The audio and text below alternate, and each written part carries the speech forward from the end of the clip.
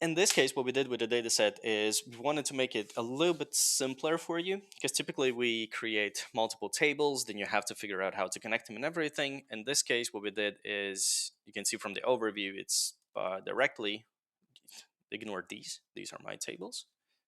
This is just a data dictionary, so it doesn't have to be connected to anything. So what we did is we created a very simple star schema. So you have a fact table and you have 3 different dimensions. Like I said, if you want to enhance it with additional dimensions, you're more than welcome to do that. So the dataset in that sense is very simple. It's very straightforward. Now, what your job is to still never neglect this. Whenever you connect to a dataset, don't just trust that everything's going to be working fine and ideally, right? Trust me, every single developer hopes for it one day, but that's usually never the case. So the reason why I'm saying this is just go through the tables itself and just look if the columns have been qualified properly, if you don't have any error messages. Why sometimes error messages might happen? Because maybe the date format is different in your region. That could already cause some issues, for example. Then you look again at some other parts. Maybe the decimal numbers are not represented with a dot, but with a comma, for example, in the dataset, right? The developer's license is for a year period. I noticed there was a question in the chat. Yeah, so these little things, you go through them, you check if you have any errors, if you have qualified data. And the other thing that you can do here is, even without going into the report building straight away, through the Power Query, you can still utilize through view these column quality and profiles. So quality are these 3 parameters right here: valid, error, or empty. And profile is what is being shown when you click on a column. So it kind of profiles it very quickly. You can see by default it goes through the first 1,000 rows. In, for example, pharmacy case, there's only 120 rows, so there's no issue. If I would go to the fact table, there's more than 1,000 rows. So you can see Power BI always profiles the first 1,000 rows. If you want the profile to be done on the whole dataset, you can also switch here, and now it's going to re-qualify everything. So if I click on it, you can see it's actually taken into account all 62,000 records, right? So the reason why I'm doing this is because sometimes I don't necessarily know how much data is in the data sets, how many dimensions, how many unique values or anything is in it. So I just go through these and kind of quickly take a look and see, okay, this makes sense that those are mostly unique. Some of them repeat. This is fine. Pharmacy ID. You can open up and see, okay, there's 120 different pharmacies. So trying to put all of them in a singular, for example, I don't know, like a column chart or something, it's going to take a lot of space. So most likely I have to somehow try to limit it, either through a drill down hierarchy or something like that. Because just think about it, right? 120 columns ain't going to be looking good. So most probably you want to somehow try to filter or sort of funnel that number downstream. So by creating, I don't know, for example, let's say country, we had this hierarchy in the brief as well. So if I go back to the brief,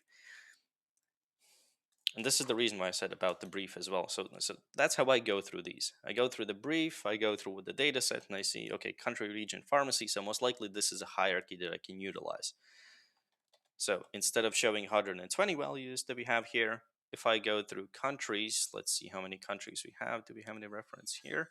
It's probably connected to the pharmacy. So go to the pharmacy table, country. Okay, so we only have 8 countries. Okay, so I'm going to start off with 8 columns.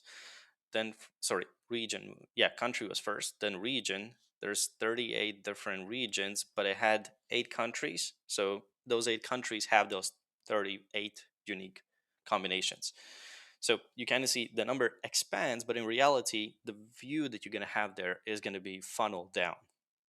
So that is one of the things that I would recommend you to just play around, look at the values and see, okay, maybe this is something I can utilize. Maybe this is something I could try to work with, because you don't have to use all of it, right?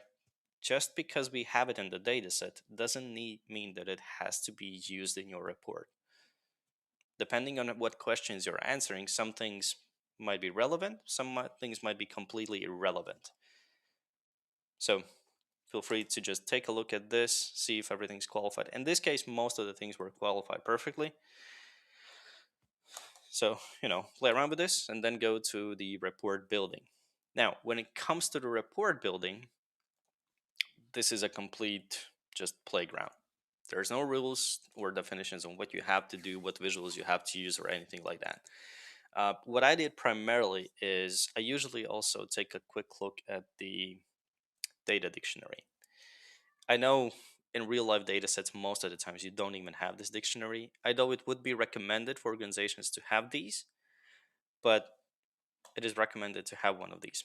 And the reason why this is useful, I usually keep it with the challenge reports as well, because I can, when I need something, I can come back to this and see, okay, I was looking at, I don't know, we had this margin euro. So what does exactly margin euro mean? Does it the profit margin or is it the profit itself?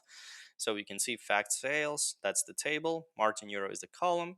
That's, for example, a value, and I can see that's the actual profit. So it's revenue versus cost. Okay, so I could rename it if I want to, or I can keep it as is, but now I know what it actually represents. Sorry, what it actually represents. And when I'm done with the report, I can, of course, just either hide this or completely remove through the Power Query, but it's very useful when you're building reports. So what I first looked at the values, I saw that there's revenue, cost, and margin, so profit. Those three values are typically something that the C-level suite wants to understand, right? Which ones are generating the most revenue, which ones are costing us the most, and how much are we making from them? And then you can start to create comparisons. Okay, but I also want to understand which, for example, pharmacies or countries are costing us the most, but at the same time, what's the profit margin for those? So I can understand, okay, this one, for example, this region is costing us a lot, but it's also one of the biggest profit makers for us. So this is where you start to think about the solutions and sort of visuals that you want to create there and how you want to showcase.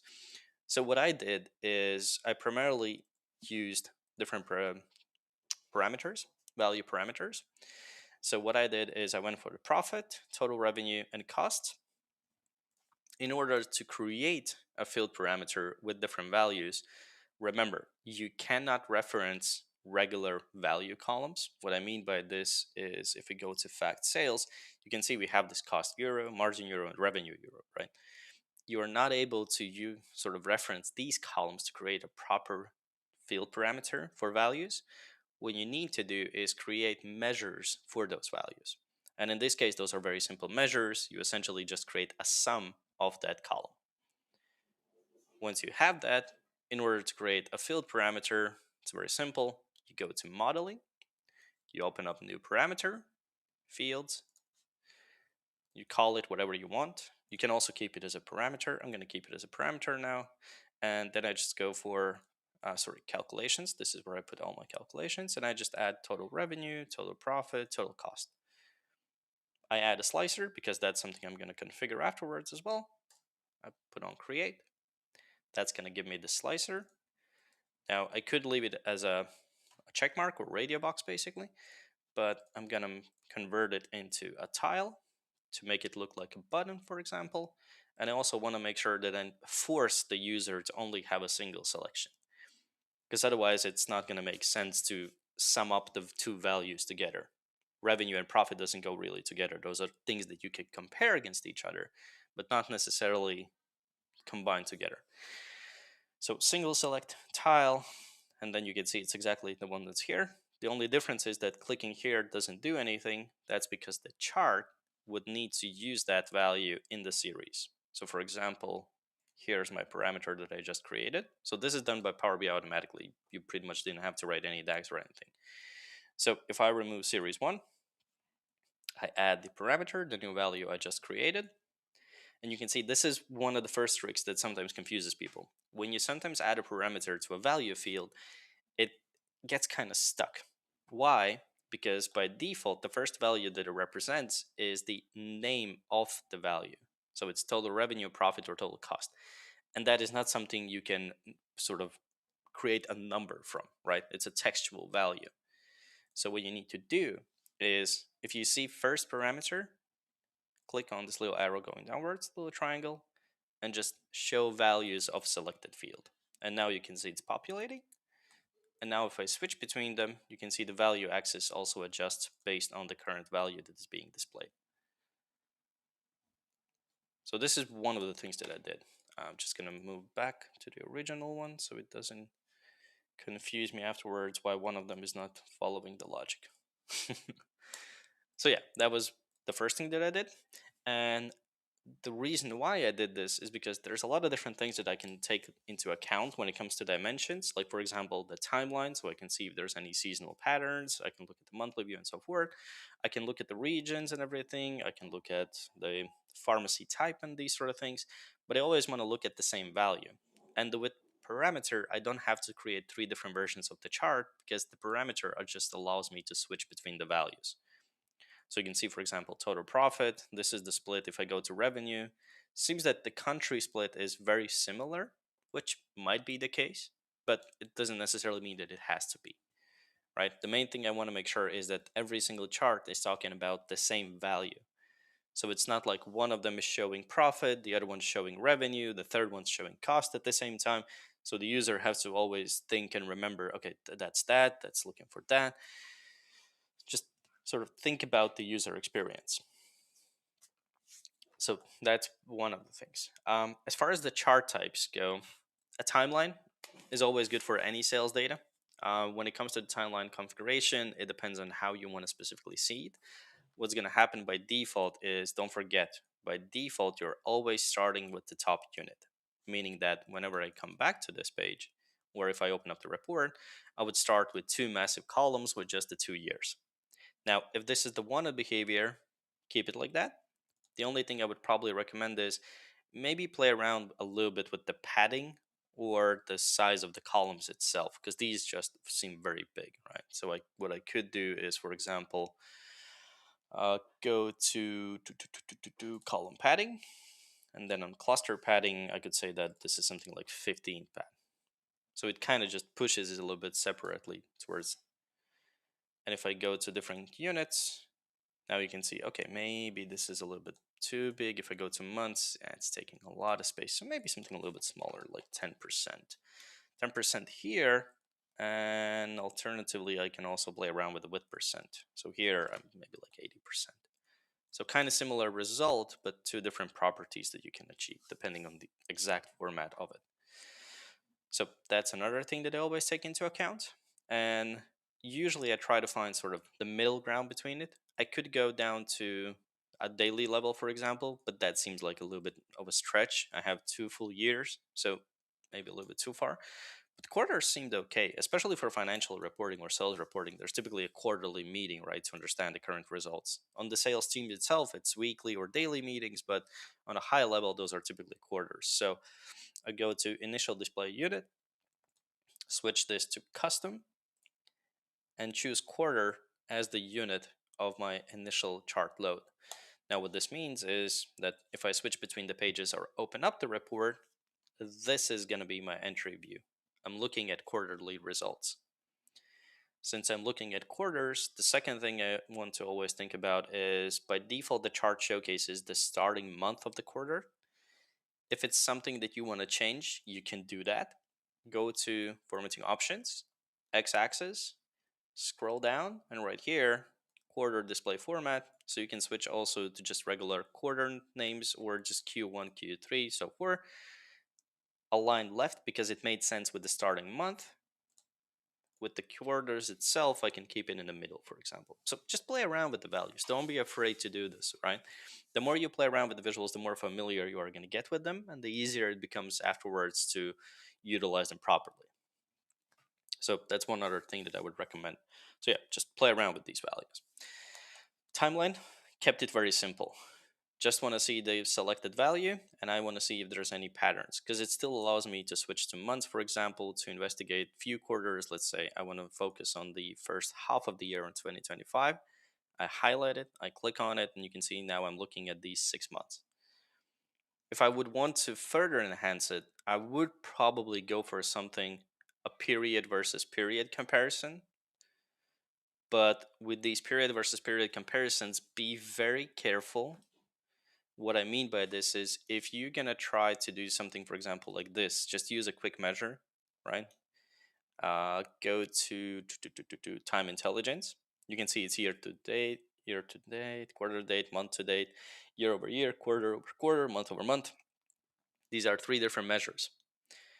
And if you decide to do something like this, like go month over month, then say that the base value is going to be my total, in this case, profit. Date is going to come from the date field.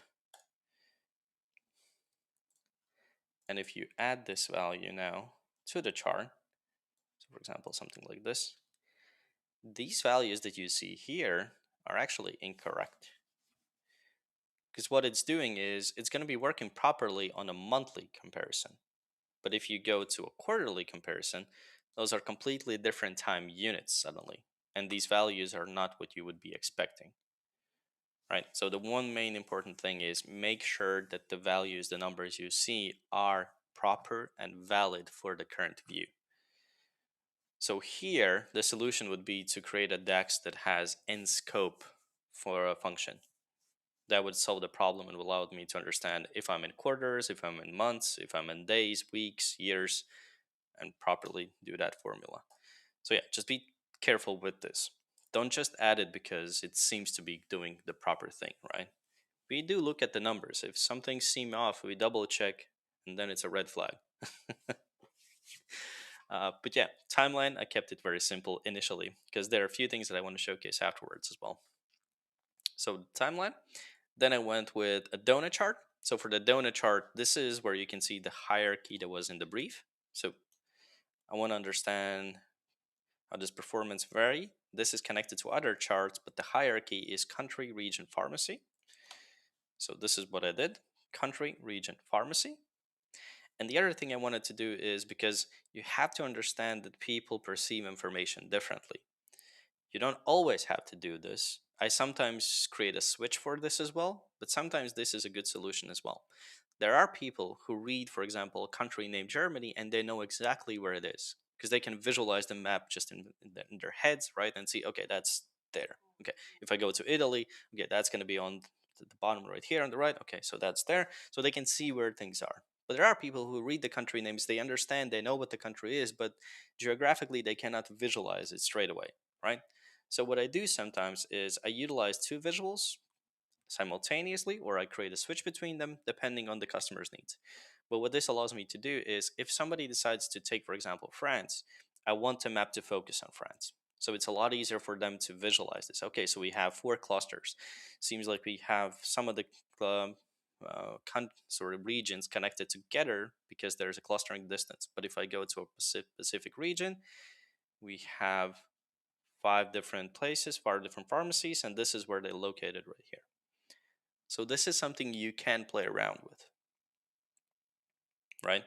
Just think about the logic of how things are being connected together.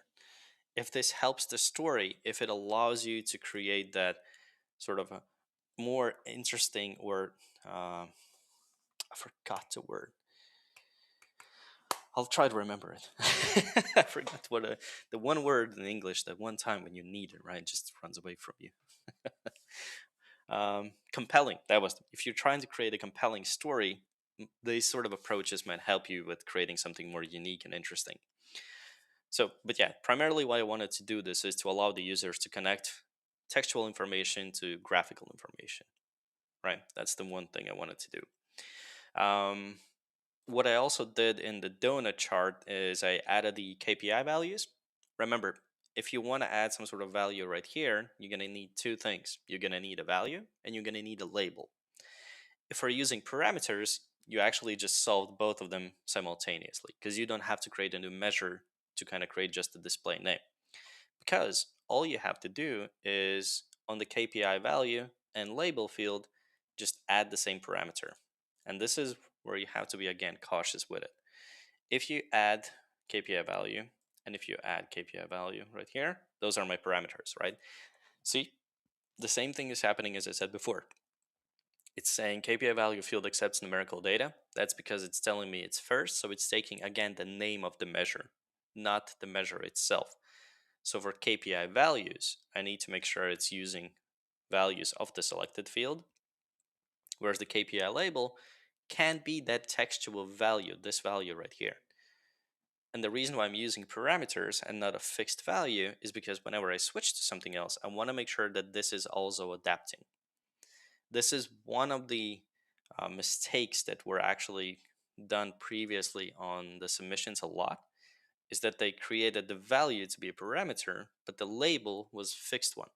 So it said, for example, something like total sales, but the number was changing when I was switching the parameter, right? Make sure that what the user sees is what he gets, and it's not a mixed match of two different things. Because trust me, you might think we don't play around, but it's very easy to notice these things when you've been working with reports for, thousands of hours. So we notice these things. Play around with them, see how it works, if it makes sense. And the other thing is, in respect to the chart size and the KPI card itself, I'm just going to purposely make it a little bit smaller. Looks good, right? And this is where a lot of you sort of very quickly look at it and be like, looks fine. There's no issue with it. The reason why I always say play around with your reports before you've actually submitted.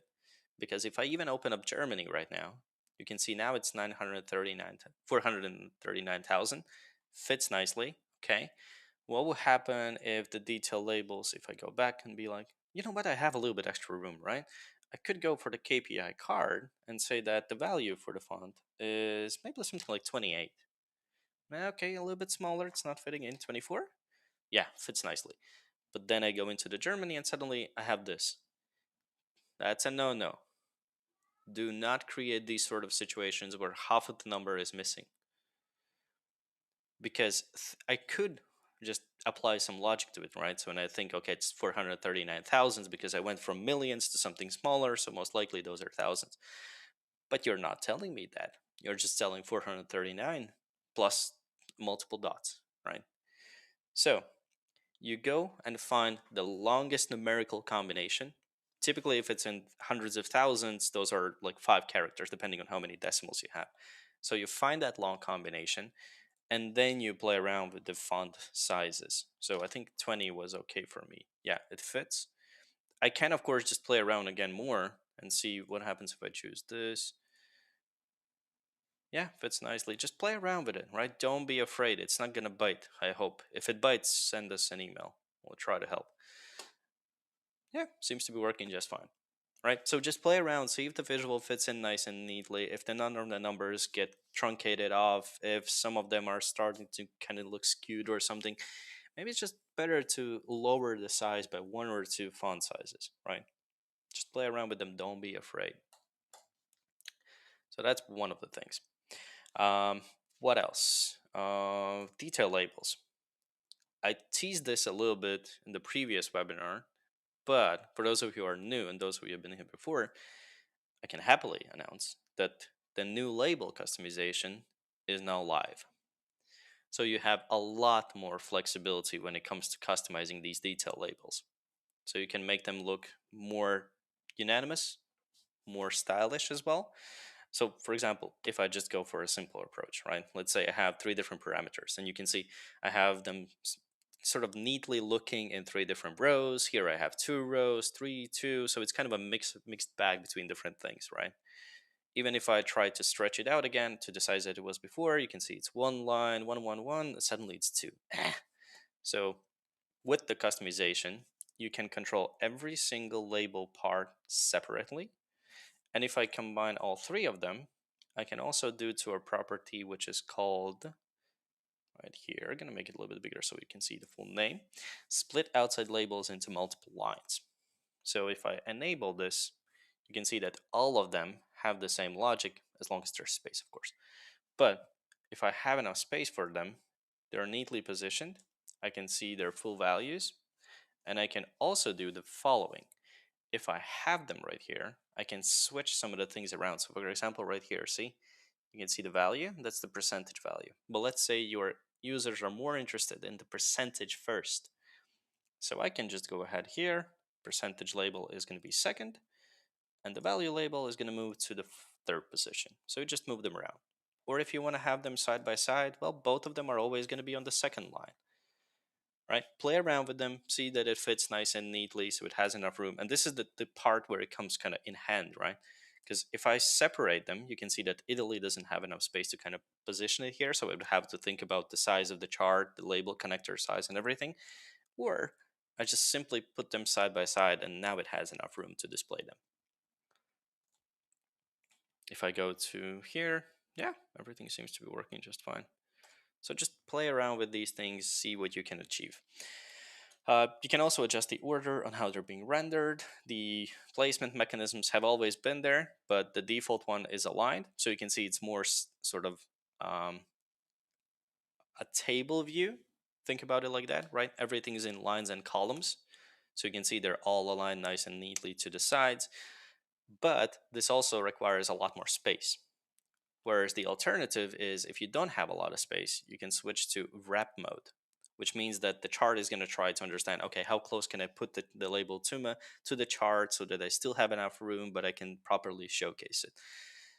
That's one of the things we also added with this new label customization. It seems like a small little change, but hey, if you don't have any curved lines around the report, maybe you want to stick to the angled connection lines instead of the curved ones, right? It's a simple change, but it's a very welcome change. And there is one more thing that I'm going to showcase for the donut chart once we go through all of these. But yeah, play around with these ones. And since it's a new setting group, what I would also love to hear from you guys is some feedback. Just send it again to the webinars at zoomcharts.com email. Just tell us if you like it, dislike it, what's good about it, what's bad about it, if you feel that something is missing, because we always try to cover as much as possible. We try to make it intuitive to a certain extent, because this is all going to be reworked with one release at some point this year, where we're going to also go into setting grouping and so forth. But we want to understand if this works for you. If it doesn't, because there's too many edge cases, there's too many nuances that we have to think about, and we try to cater to the general audience. But any comment is welcome, because if we see any issues, it's something that we can think about. If you guys never tell us about anything, right, it's very hard to think about everything. So the more we know, the better we can make the visuals. Yeah, for the donut chart, that's going to be it. For the map, like I said, the main reason why I wanted to do this is just so we can see also these geographically. And the other thing that I wanted to do here is the following. So for the map visual, there are a few things that I typically like to recommend, and that is the following. I always recommend for developers, whilst you're developing the report, is if you use a map visual, enable the zoom number. It's just this little number right here. The reason why you want to have it is because it allows you to understand which zoom level of the map you are currently on. The end users never cared about this, they're never going to care about this, right? But for you, the reason why it's important is because it's a setting that is used throughout different other properties as a reference.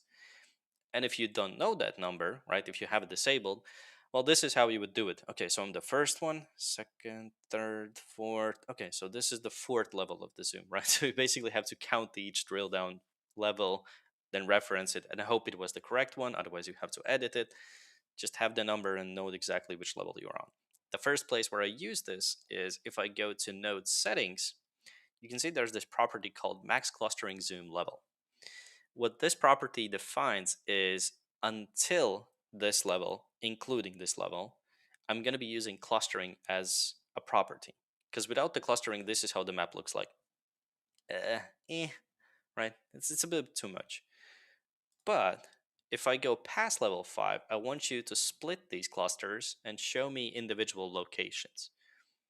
Again, depending on how much locations you have, you might want to increase this size. But for example, let's say if I go to Spain, I zoom into level 4, 5 here. You can see here around there are some locations. If I zoom in, you can see there are main location clusters because the pharmacies are in cities. They're not scattered across the whole Spain.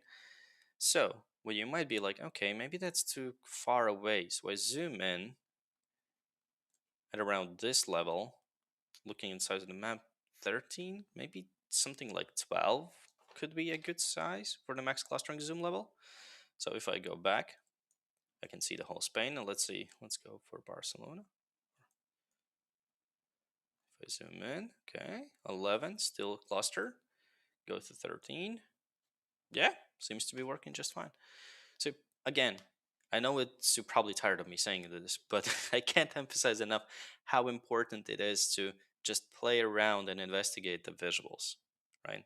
Everything seems always very good on the very first glance, but the first glance is not the only important thing. The first glance is important, the first view, because it gives an overall feeling of what to expect, but it's the details that matter afterwards, right? But as for that, for this one, I didn't manage to do it yet, but the one thing that I would probably do here is, even if I have some sort of a hierarchy, let's say pharmacy type and pharmacy name, if I go down into it, you can see there's a lot of different pharmacies underneath it, right? So having all of them here doesn't really give me any benefit, because I'm not going to be able to, on the same view, compare the first versus the last. So what I would use here is some sort of a rank, and just showcase maybe the top 10 pharmacies to limit how much information you're seeing. And of course, I would put it in the title so the user knows what to expect. Now, there are two new things that we have also recently implemented that I wanted to quickly show to you. And that is going to be for the timeline, the combo. So basically, any chart of ours that uses columns, there's a new chart type that we also implemented, and that's called a reference line. So what I'm going to quickly do is, let's actually make it a little bit longer so it's easier to see, and move this maybe to the side right here. It's not important right now. What am I doing? I could just go into focus mode. See, it doesn't matter how long you've been working with Power BI. Even I get flustered sometimes. So what we added is the possibility to create these little reference lines. Previously, you could do something similar, and I can show you how it would look like. So if I disable the reference, I could go and have and say comparison value to series 3. So by default, they're just a regular column. If I make this a line, it's just a straight line across the board. Even if I go to monthly view, kind of hard to understand or use this as a reference line. So what you could do is kind of create this stepped out line, but then you have all these connecting lines. So what we did is added the capability to get rid of those and only use the top line as the marker, or basically the reference. And of course, if you want to change the color, you can do it. If you want to change the width of this, let's say you want to keep the original column the whole width, or this one is only like 50%, so you can see kind of a reference, a quick tick of where the boundary is, or vice versa. Keep it at 100 and go to the original column and say that this is going to be 50%. So suddenly this is a bullet chart, right? Again, there's a lot of different customization settings, and trust me, if you get flustered a little bit with them, I get it. But if you get also stuck on something, you can always reach out to us. We can send you some practical examples. We can reference you to either the documentation or a blog post regarding these things, so you can kind of get more and more familiar with this, right?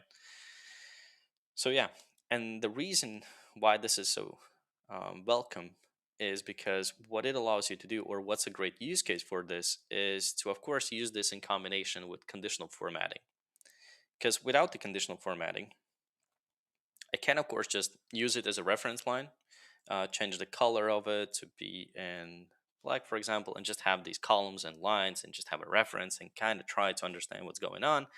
But the main idea is you somehow also want to use it as a value to compare against.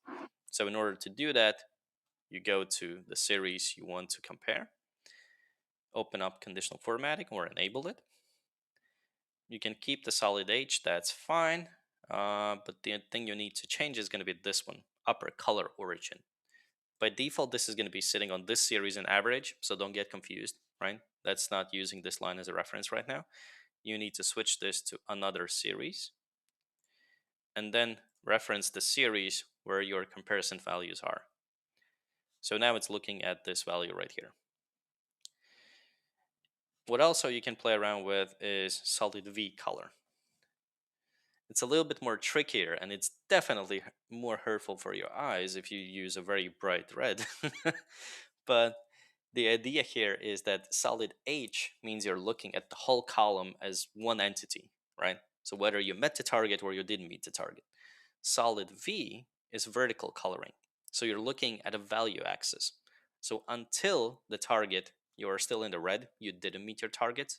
And this part signifies of how much of the total are we actually in the green. Ideally, what I would also do is calculate the difference between the comparison value and the actual and add it to the tooltip content. So I would also know the number for the difference. So how much are we in the green? I can see visually, but I also would like to see the number for it, right? So that's one of the things that I would probably play around with a bit more as well. But yeah, this is one thing. And the other thing that we implemented is with the addition of the new detail label customization, there's a new detail label type. And that is, if you go here, if I disable these, you can see by default, I'm going to quickly also remove this. So by default, don't get, again, lost a little bit if you don't see it. There's only going to be 3 label parts. That's the category, value, and percentage. In order to trigger the 4th one, you need to provide a reference value. Because what the 4th label type is a change label. So it's actually looking at a different value that you have defined as a reference. So for example, let's say I'm currently looking at this year's sales and I want to compare them versus last year's sales. So I could use last year's sales as a reference. Right now, you can see my comparison value is just completely randomized. I don't know what's going to happen every single time, but I'm okay with it. So I just want to make sure that it's getting triggered. So reference value, go to detail labels and see, now you have a new one, a change label. So I'm going to enable all of them back. If I, also let's do this. We can actually just revert to default.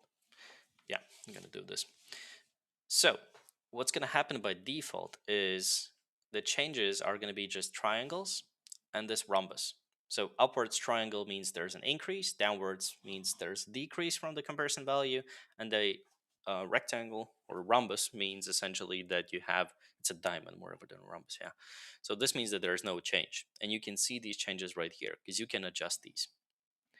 The good news is that this is not an icon, this is a UTF character, which also means that if you just want to say that it's an increase rather than have a particular arrow going up or down, you can do it. You can of course add it in the brackets to make sure that it's also distinguishable from the rest of the text, right? Or something like this. And if you also go to customizations, you can also say, for example, I want to customize the background colors for all of them. But what I also want to do is apply settings to change label, and I want to change the font color. Again, I want to make sure that the green isn't as bright. So I can see that the green is increased. This is red going downwards. So these are free text fields. Any text, any UTF symbol, you can use it within the chart. And what's also interesting is you can use also emojis, so emoticons. If you use a combination key combination of Windows plus period, you can call upon this entry tab.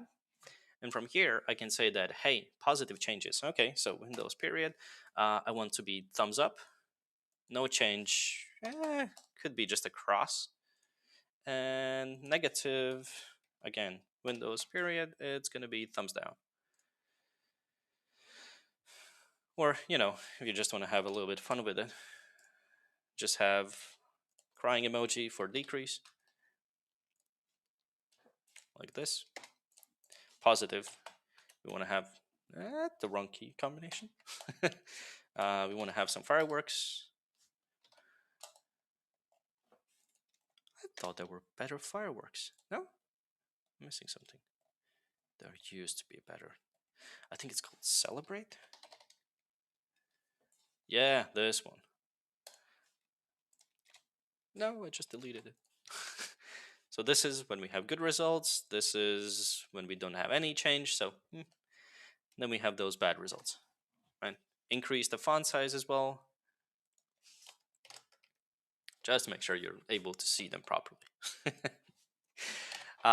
The one thing though why this is so important, why I think it's a good change, is because not every report is an internal report where you have to specifically look at the numbers and be very super professional, right?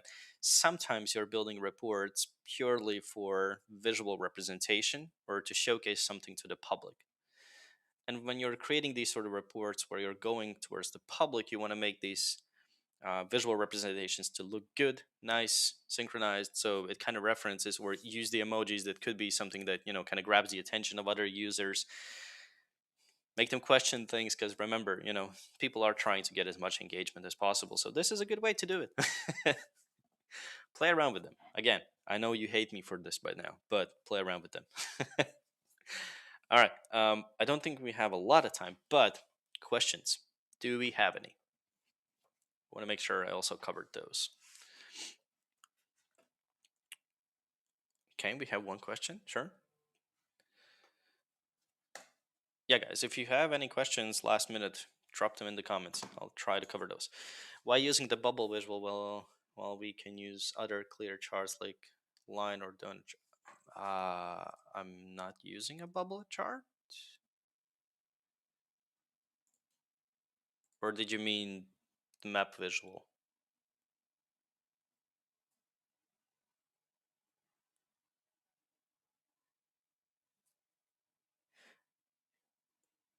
Oh, so if it's about the map visual, then the main reason why I put it there is because there are different ways in how people perceive information. For some people, just reading the name of the country is fine. For some people, they want to also see where exactly geographically it's located. That's one part. And also, the other reason why I could be using a map visual is to utilize another feature. I didn't do it here, but I can quickly do it. So, what I'm going to quickly do is create a new parameter, which is going to be called reach. It's going to be a whole number going from 0 up until, let's say, I can leave it as 100, right? I can afterwards change it if I need to. I'm going to create that. That's going to create a slider. I want to make sure they also have enough room to actually see the slider. That's one of the drawbacks of the slicer. It does require a lot of space. So that's that. And what I want to do with this value is, because it essentially allows me to get a value from 0 to 100. And what I want to do with it is use it as a reference for node reach radius. So where's my reach? My reach is here. I need my value and I put it in node reach radius.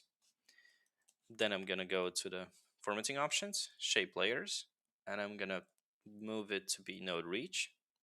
The distance is going to be kilometers. What distance you might think, this is the distance that I'm going to be creating. Even if I put it at 100, you can see that I still don't see any radiuses whatsoever. That's because node reach is only triggered when you see singular nodes, not clusters. Because in a cluster, it's a combination of multiple things, and you don't want to see it in the background of just random spots having these radiuses, right? So when you trigger the node split, remember, 12, level 12 for me it was. So if I go back to Spain for Barcelona, if I zoom in, and if I split, you can see that 8 kilometers is a bit too high. But if I put it at something like 2 kilometers, so it could actually go in increments of 0.1 or something like 100-meter increments. What this allows me to do is, you can see it creates these little circles around it, right? And if you click on one of them, what it's going to do is filter everything that's within the boundaries. And what this allows me to do is, for example, if we go here, you can see that it actually captured 2 pharmacies on the lowest level. So for this feature, the main benefit is that if you're doing some sort of a regional analysis and you want to understand if in the, let's say, the radius of X kilometers or miles, I have any idea of pharmacies. So to understand your coverage, and to also start to separate them into, for example, pharmacy types if it is. So, okay, we have pharmacy in this region. It's usually bringing in this much. We want to classify as there's a high earning potential, but right next to it, sort of like half a kilometer away, we have one that's classified as a low profit one. So by creating these, I can say that, okay, from this pharmacy in X amount of distance, what else gets filtered out? So for the map visual, it's purely for geographical analysis.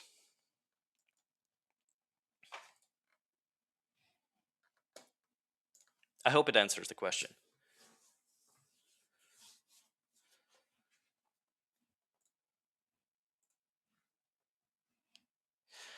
Can you submit a report without using ZoomCharts visuals?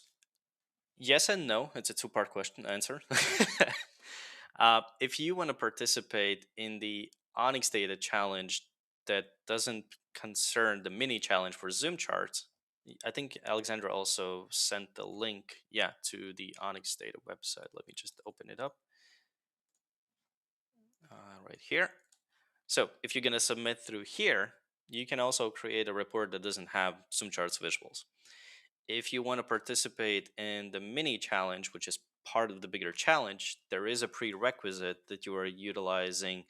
I think the rule for this one was that you need to have at least one page that contains at least 2 ZoomCharts visuals. And if you're participating in this challenge, our main prize is, correct me if I'm wrong, Alexander, but I think it's still Amazon gift voucher for 300 euros or dollars. Let me open it up. Yeah, $300 gift card. Not for merch, don't worry. It's for actual things that you can actually buy and use. It's somewhere in here as well, I think, but I can't find it quickly. ZoomCharts challenge. I know it was covered somewhere.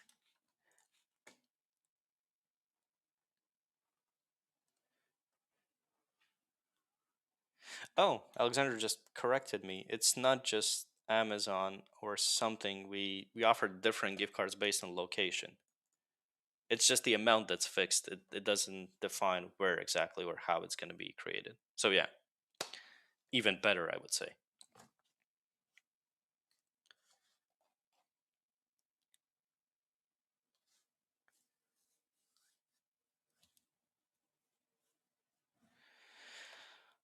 I tried the last time without ZoomCharts for AP Analytics, which I did not get feedback, so I think it's better to have ZoomCharts for those feedback. Yeah, so like we said, if you submit through our website because you're participating in the mini challenge, it goes through our verification process. So we go through the reports, we send you the feedback, and you can resubmit multiple iterations of the report. If you submit to the main challenge, we don't control how it's handled on Onyx Data side or FP side. For the ZoomCharts mini challenge, we handle it on our side, and we go through every single one of them.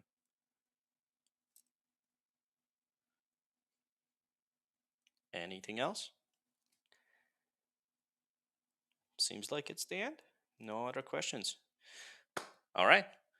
Well, from my side, I hope that the session itself was interesting and you managed to learn something new. If you did, awesome. If you didn't, bad. But because of that, you can see the QR codes on your screens. So right there at the bottom, scan that and let us know your feedback. What you liked about the sessions, what you dislike about the sessions, any other comments are more than welcome as well. The main reason, remember guys, why we're asking for this feedback, it's not because it's just a check mark for us. Hey, we asked for the feedback. Okay, this is what it is, right? It genuinely allows us to understand if what we're doing is what you're expecting and if what we're doing is actually helpful for you.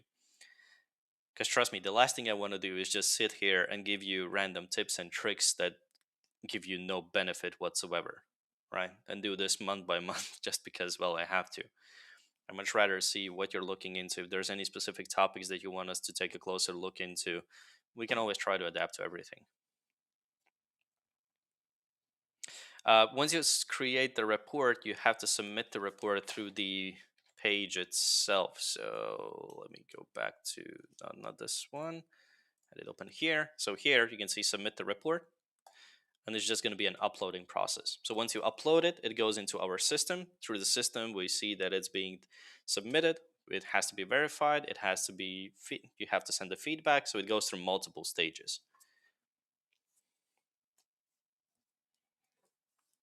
As for the publishing link is generated by our system. The reason why it's done like this is because, remember, the developer's license doesn't allow you to publish the reports publicly. So it is limited. So we covered that part to make sure that we open up the embedded reports. You don't have unlicensed on every single visual.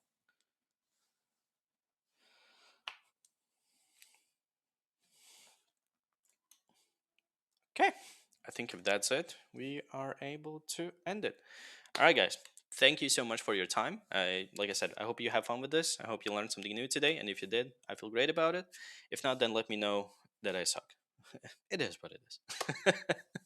But other than that, I'll see you in the top 5 announcement on the 27th, right? Yeah, on the 27th of February. So until then, till the 20th of February, you have the deadline for submission. Have an amazing rest of the day and good luck in the challenge. All right, guys.